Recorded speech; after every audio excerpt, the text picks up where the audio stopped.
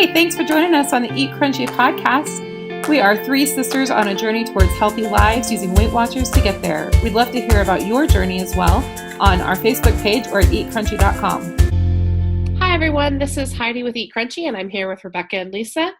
Today, we wanted to talk a little bit about grief, and I'm going to preface this with a little bit of a backstory and a little bit of context. So I forget how many months ago it was, I guess almost 4 months ago, I found out that I was pregnant, and I went off Weight Watchers plan officially, even though I actually had determined how many points I could have pregnant to kind of maintain my weight. And so I was kind of, doing that on the side. But I hit 12 weeks and I had a miscarriage, and I will admit that it has shaken me. It's been one of the most difficult things that I think I've ever dealt with. And I told myself that I could have a week and that I was going to sign up for Weight Watchers again because I didn't want to lose the time. We'll try again and, hopefully get pregnant again, but I didn't want to lose the time between pregnancies and gain weight or just even stay the same. But I didn't take any time off work. I didn't take any time off away from church responsibilities. And I didn't basically allow myself to grieve. And so I wanted to talk a little bit about grieving and how that affects our weight loss journey, because it's not just, you don't have to go through my personal experience, but grieving the loss of a loved one or grieving the loss of the life you thought you might have. I feel like there's lots of times that we grieve and mourn over something. And so I wanted to chat about that a little bit because that's what I'm thinking about a lot recently. So I was telling my husband today that I feel like I'm really struggling with Weight Watchers. I've now been on officially back on Weight Watchers for 2 or 3 weeks. And I feel like I'm really struggling. I'm having such a hard time, mentally getting back in the game. And part of it is anger. I'm still upset about the miscarriage and a little bit of anger of not even to go back even more. My last pregnancy, I actually lost 16 pounds overall. So pregnancy for me is a good diet plan. And so part of me was looking forward to being able to eat a little bit more and still lose weight. And so I'm still a little angry that I'm missing out on, the cake that I really wanted or whatever. But also a lot of it is that I don't have the mental energy that it takes to be on Weight Watchers. And I feel like all the mental energy that I had was used during the time that I should have been taking a break and letting myself grieve. And instead I'm using it. I totally used it then, and so I'm all out now. Well, let me ask you, Hi, what do you think made it hard for you to take the time that you needed after your miscarriage? Well, I think the reason that I didn't allow myself to take the time that I probably should have taken was because I was fearful that I would become depressed. Yeah. I thought that and I think this happens to me sometimes because I'm always very aware of how I'm feeling. We have some depression in our family, and I have a history of depression now and again. And so I'm always fearful that if I let myself be too idle for too long, then I'll become, depressed. I don't know that I've ever been clinically depressed. I don't know all the rules for when it turns into what, but I'm always fearful of that I'll be in a funk for too long. I'll have the blues for too long. And so that's why I didn't let myself just kind of what I called it idle. I didn't want to just be idle. I had to keep going.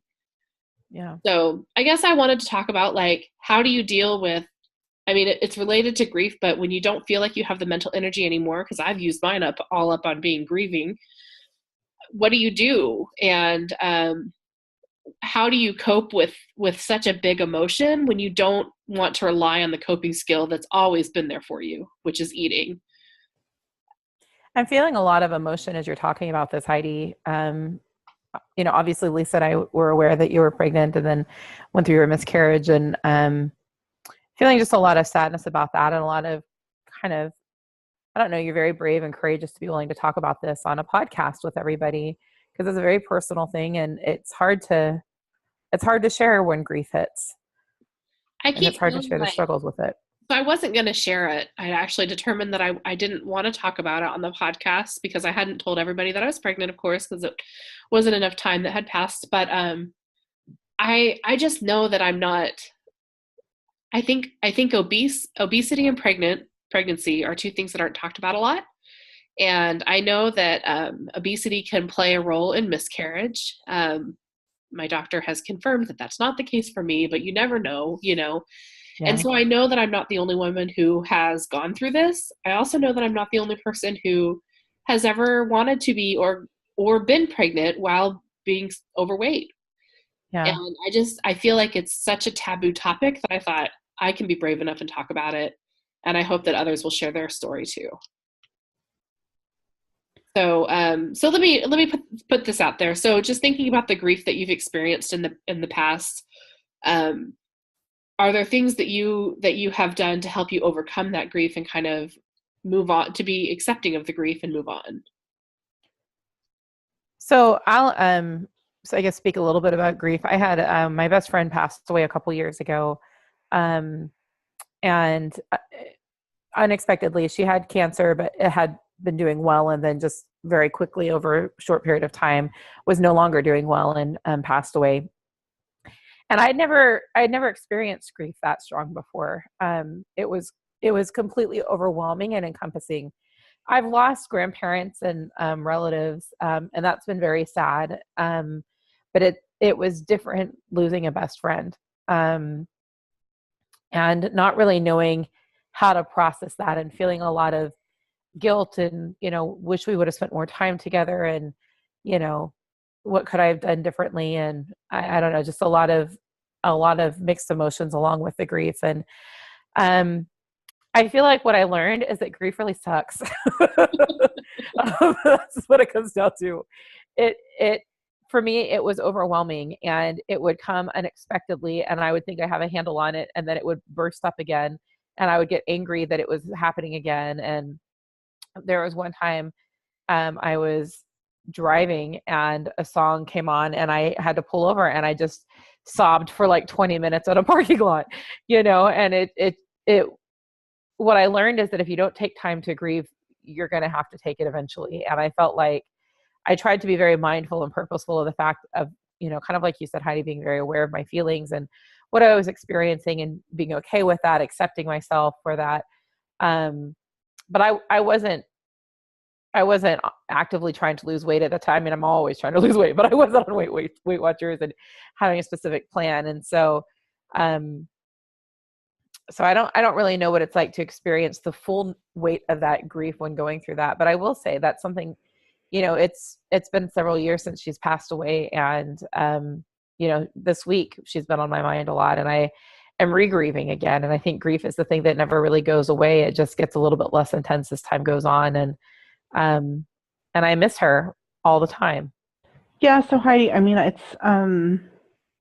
this is a tough one for so many reasons, because first of all, you are grieving, but at the same time, to your point, like, you also had just sort of a different plan that had developed for your life, right? You sort of had this, it wasn't, it wasn't just that you were sort of taking 9 months off, not that you did, but you know what I mean? It Like, was going to be glorious, guys. I was going to go to Cheesecake Factory. but it's not just that you were, taking the time off. It's that you had your whole life direction changed to some extent, right? And so that, I mean, and it takes so much mental effort, just even without all of that.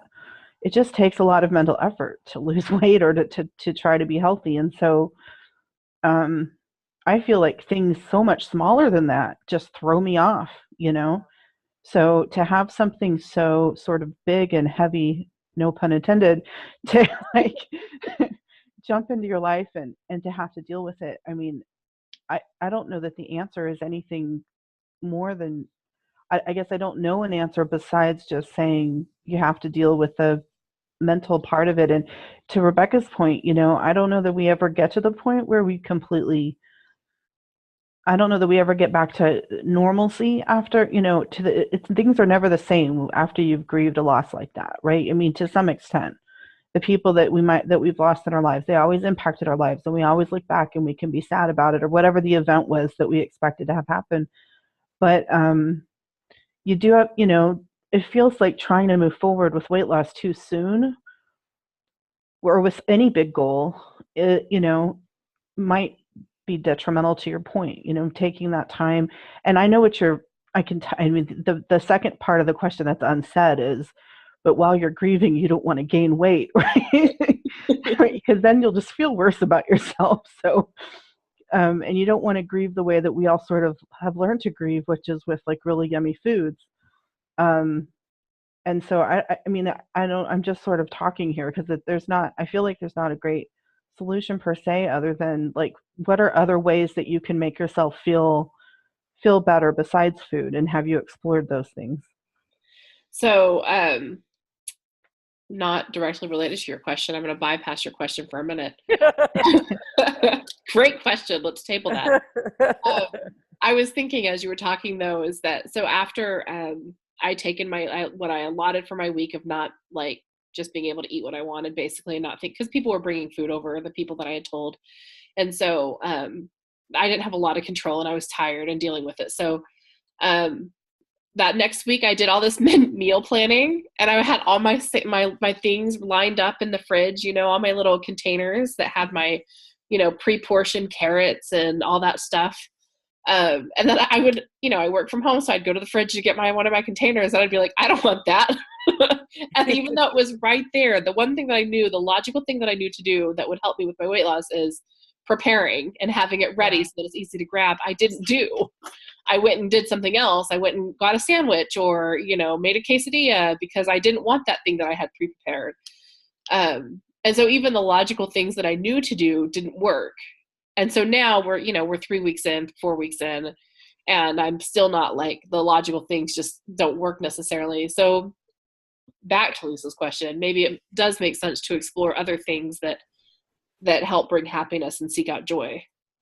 Well, I was going to say too, I feel like one of the things that I learned by watching you go through this, Heidi, is that there's a really big physical toll of having a miscarriage. And I think that, while it's clever to say to yourself, all right, I'm going to be all done in 1 week and be able to move forward, that physically your body wasn't ready to move forward, and you had to endure a lot of, pain and complications along with that. And so I think that, I don't know, I think that sometimes our body tells us things that our head doesn't realize. And I think there's a process of healing that your body was going through, and it feels like your heart still needs to go through that healing process. Yeah, I guess the one thing that I have learned so far, and I don't know the answer, and I don't know how long I'll be having such a struggle mentally with just getting back to normalcy. Although according to Lisa, we never get back to normal, so thanks for that. But I keep thinking back to myself that if I had just allowed myself to take more than a week, and I didn't even take a week. I mean, when I say more than I took a week, I mean, I ate the food that was brought to my house, but I mean, I still went to work and I still did all the responsibilities. Yeah, you didn't take any time at all. I didn't take any time to just let myself be and sit in the silence of things. And so I keep thinking back that if I had let myself do that, maybe I would feel more rejuvenated right now, because right now I feel very depleted. And every little thing, like I find myself getting very frustrated at things that didn't used to make me feel frustrated. Yeah. And I can only attribute that to not having the mental energy that I may have had if I had taken the time. So it's not directly related to a loss, but that concept of feeling depleted, I feel like I had that experience this last week where between kind of different responsibilities in life and the heaviness of the work that I do for my job, I just was really overwhelmed, and I felt like my cup got completely empty. And I had coworkers, like one of my coworkers went and bought me an adult coloring book, and I thought, okay, there's a problem if my coworkers are noticing that I'm not quite like myself, and they're like trying to help me. Coloring book? Yeah, they make them really cool. Yeah, I already have one, but yeah. Wow. So I in one of these moments, someone had given me a sleeve of Thin Mint Girl Scout cookies, and I ate them all in about 10 minutes. And I felt like I was teetering on the edge of going off into an abyss of that it would take me weeks to get back from. And I was just praying at my desk, and I'm like, I don't know what to do and I was tearful. I'm like, I'm overwhelmed and I don't have any energy. And this bag of Thin Mints was really good, but now I'm feeling really guilty. and all I want to do is get cookies from downstairs. And like, I just felt like I was on the cusp of like completely going overboard. And I went on Connect and I just said, help. This is what just happened. I don't know what to do, but I'm really struggling. And I have, ever since I started Weight Watchers, I've been very grateful for the Connect community, but I was really grateful for the support that I received, and people kind of reminding me like, there's no need to beat yourself up. This is not a thing to be guilty about. Just track the sleep of Girl Scout cookies and move forward. And, you know, the next meal is the next restart. And that's what I did. And I had a healthy dinner that night. I took some extra steps during the day. And then I finished the week having a loss, and I felt really excited about that. And I shared in my meeting, like, this was a hard week because when I feel like when my emotions are completely depleted, I don't have any headspace to make correct decisions. And like you, I have a freezer full of healthy frozen meals that I've made for myself. And yet when I'm completely depleted, that doesn't seem sufficient. And so the thing that helped me this week was being willing to kind of reach out and receive the support of the Connect community. It was really helpful. I'm just thinking about all of, probably over my lifetime, were hundreds or maybe thousands of dollars of like fresh vegetables that have gone bad in my fridge.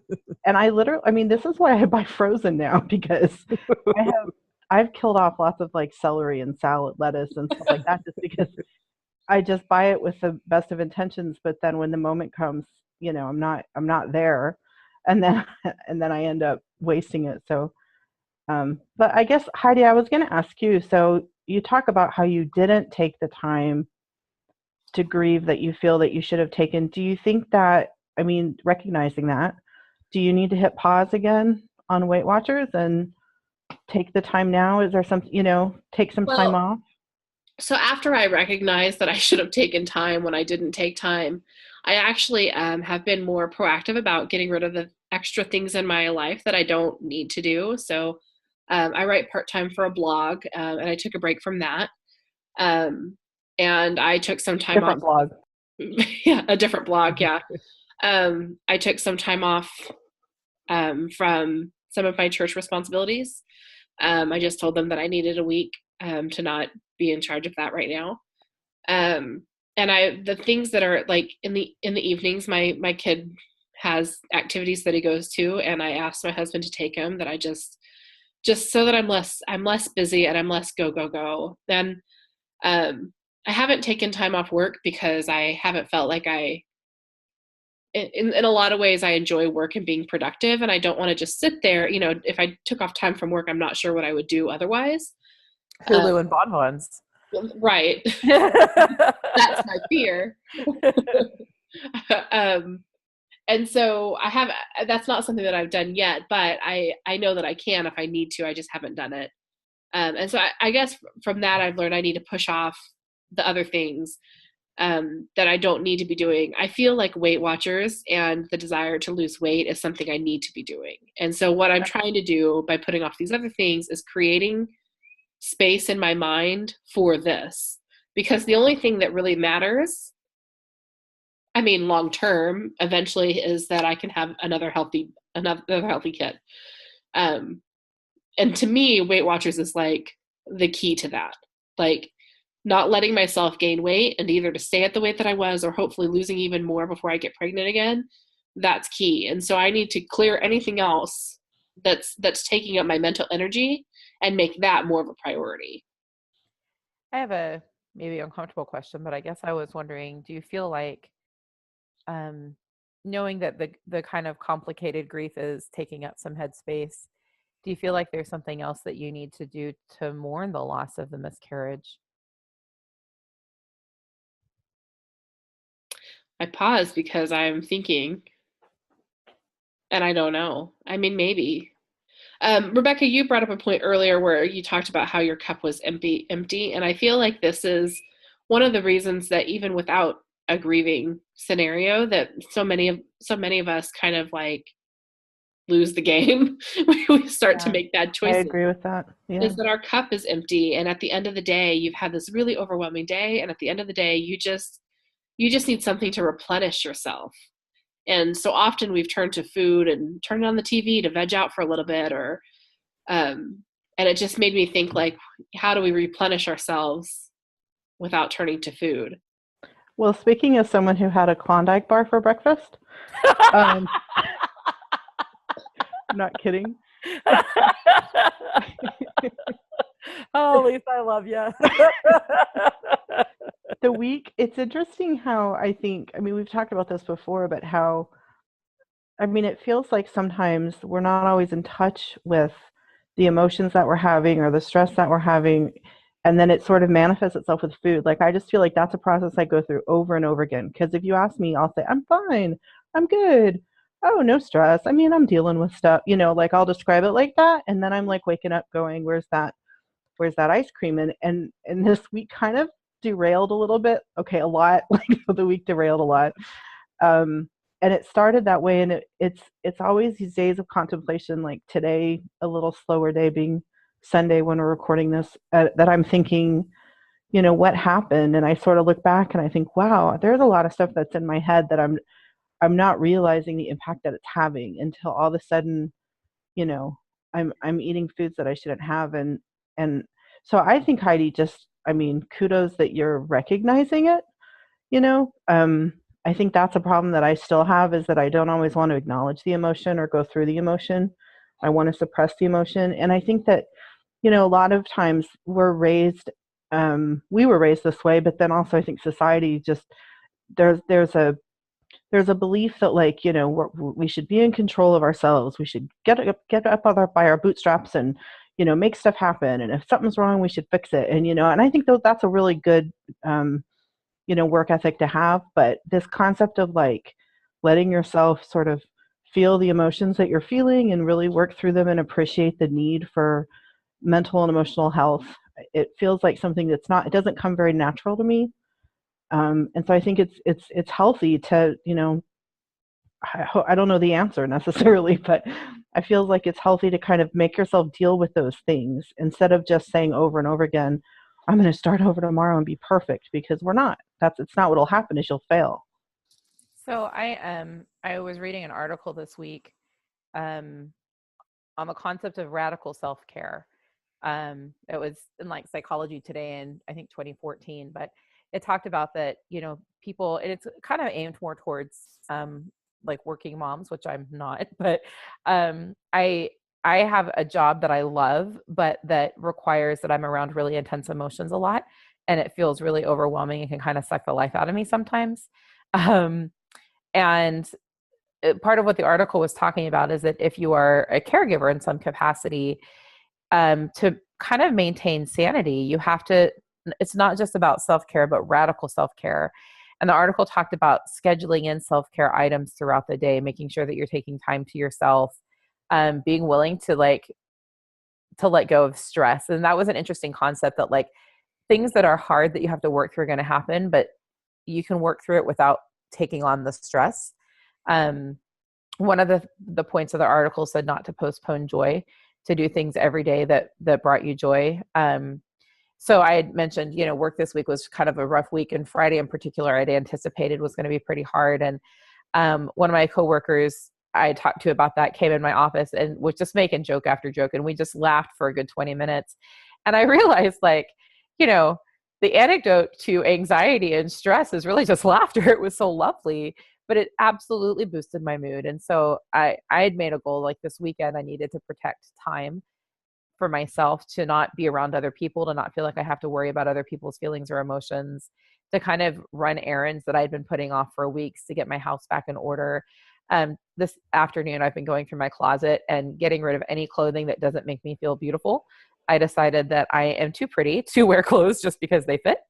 And Wow. I am getting rid of clothes just because they fit, or clothes that are now a little bit baggy. I'm not down a size, but I've got clothes that are baggy. And so I'm just getting rid of those to avoid getting back into those. And there was something very relieving about that I feel like my cup has started to fill up a little bit this weekend by doing those things. But I put a note on my phone to continue to think about this concept of like radical self-care, and, how to mindfully and purposefully schedule in self-care times.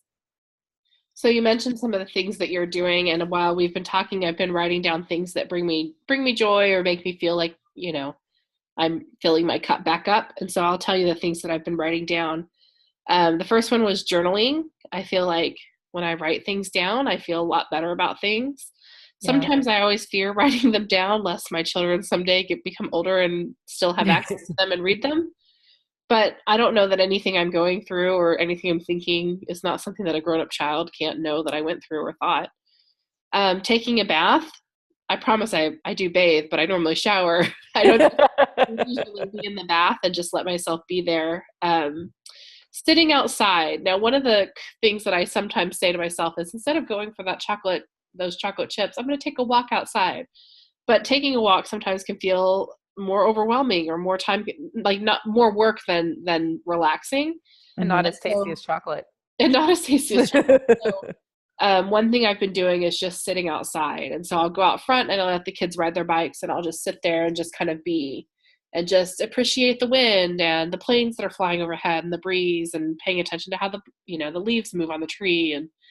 And sometimes I compare houses, like, oh, their house is bigger than ours. That sucks. We should get a bigger house. But then I try to rein my thoughts back in to not be envious of other people. That's a thin line. Reading, I've been reading a lot more, and playing games with my kids I've been doing more, because that's fulfilling to just play and just be.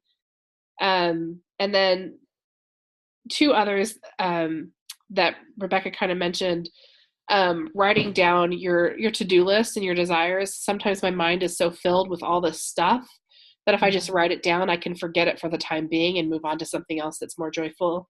And the concept of minimalism. So Rebecca was clearing out her closet and whatnot. I've been clearing out as much as I could from our house because clutter gives me anxiety. It just I don't like having clutter. So trying to be more minimalistic and only keeping the things that are useful and that we actually need, as opposed to the thing we may need someday. Yeah. And you can add to that list, come and visit Lisa. Add that to my list. My apartment is your apartment, and I've got a lot of trees out back. It is very calming. a lot of breezy trees that I could look at. That's right. Me and the cat would love to have you. Lisa felt like she had to put the plug in on a podcast because otherwise it might be disregarded. So she had to get it recorded. I'm not going to hold my breath. Well, I appreciate you guys talking about this with me. I'm feeling, I feel like this is just a process. And so like just having ideas is always helpful, but it's not like, oh, now I'm all solved. So I do feel like I'm confident that there are people out there, and people probably who listen to our podcast, who may someday go through a grieving period, or may go something, they may have, a pregnancy related situation like I did. So I hope that in a few months I have different news to share with the podcast. I would really love to be pregnant and still doing kind of Weight Watchers, which is what I was doing. So not technically, they don't let you do that, but they can't count. They don't know what you count in your head. Well, and I think that, one of the struggles with miscarriage is that it's not something that lots of people talk about. And so it becomes something that, part of grief. And like when my friend passed away, I wanted to talk about her. I wanted to share stories from her life. I wanted to talk about, funny moments that we had, and that talking was therapeutic. And, Heidi, you in particular, you and I talked about her a lot because other people weren't. And I'm like, I need to talk about her. Like, that's how I work through things. And I think one of the things that's hard about a miscarriage is that people don't talk about it a lot. And so I appreciate kind of your willingness to talk about it. I just remember that the hardest, not the hardest, but a hard thing about miscarriages, nobody knew you were pregnant. I was 12 weeks, so it was too early for me to have told very many people. Mm-hmm. And so after the miscarriage, it feels weird for someone to be like, how are you doing? And someone that I know and trust and love, but I hadn't told them yet, for them to be like, horrible, I just had a miscarriage. And like, that's not. Why didn't you tell me? It's just a weird conversation. Like, yeah. And so I actually had, there was a friend when I had gone to the emergency room and I thought that I was having a miscarriage, and I dropped my kids off and I told her at that moment that I was pregnant and I thought I was having a miscarriage, and I hadn't told her. And she called someone else in our church to tell them, kind of the person who oversees the women in our church. And she, the next day, came to my house and brought dinner. And she said, I didn't tell anyone because she knew that I didn't really want anyone to know. And I realized after visiting, well, she encouraged me to tell people. And I told a couple people that I was really close to what I was going through, and I needed support. But I realized probably a couple weeks later that it's not that I didn't want anyone to know, it's that I didn't know how to tell people. I didn't I wanted support. I didn't know how to say, like, hey, by the way, I know everything is nice and normal and I'm still going through all the motions, but I really need support. So it's hard to ask for help. It is. Yeah. And so it's kind of been and I've told a few more people as time has gone on, just because I know it's a month later, but I'm not done yet. So, and my body's not done yet. It feels like I haven't been able to move on yet. And I don't know. It's hard to tell people when they didn't know to begin with. Well, and I was going to say, kind of like what we talked about earlier, that the grief process continues and different things trigger that. I think that's something you have to look forward to too. I know when Heidi and I went to a Weight Watchers meeting. It was the first meeting after you came back, and you had a lot of anger. Heidi and I were sitting on the very back row, and she was like, "Don't talk to me, don't talk to me, don't talk to me," because it took a lot of courage to walk back into Weight Watchers. You were not ready to really listen to people share. You were not willing to share yourself, like. Because this grief is still something that you were working through, and I'm going to anticipate that will probably continue to occur in those there spots. Because I felt like logically I knew I needed to be there. Emotionally, I could have not been further. So yeah. So yeah, I just keep thinking that I know there's someone else who's going through grief, and whether it's similar to my scenario or a totally different scenario, that's totally okay. Grief is a hard topic. And I think when you were talking about how, Rebecca, how it comes and goes in waves, I can relate to that. And so anyway, I appreciate you guys talking to me about this. Kind of to Heidi's point, if you are someone that's listening to us right now and you are experiencing some grief, feel free to reach out to people on Connect, and you can search under the hashtag Eat Crunchy, and our profiles pop up. Feel free to like us and tag us and talk to us there. It's hard to go through things on your own, and I think that having a supportive people around can be helpful. Absolutely.